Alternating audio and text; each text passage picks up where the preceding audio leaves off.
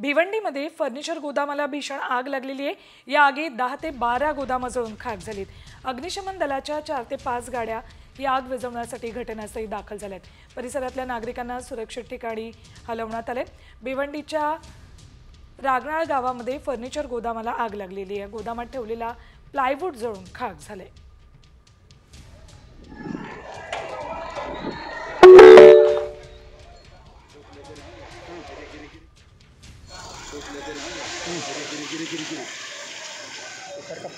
Updates घेऊयात आमचे प्रतिनिधी फैयाज शेख यांच्याकडून।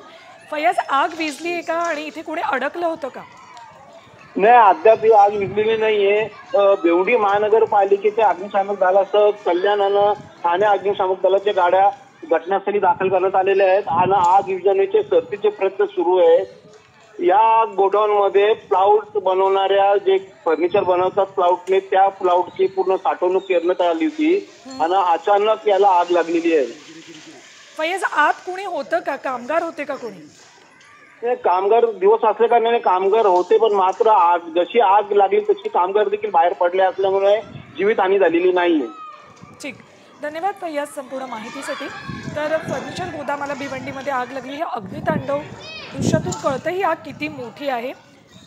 10 ते 12 गोदामं या आगीच्या भक्ष्यस्थानी सापडली आहेत। आग विझवण्याचे सध्या प्रयत्न सुरू आहेत, मात्र प्लायवूड या ठिकाणी मोठ्या प्रमाणात होते, त्यामुळे ही आग भडकताना दिसते।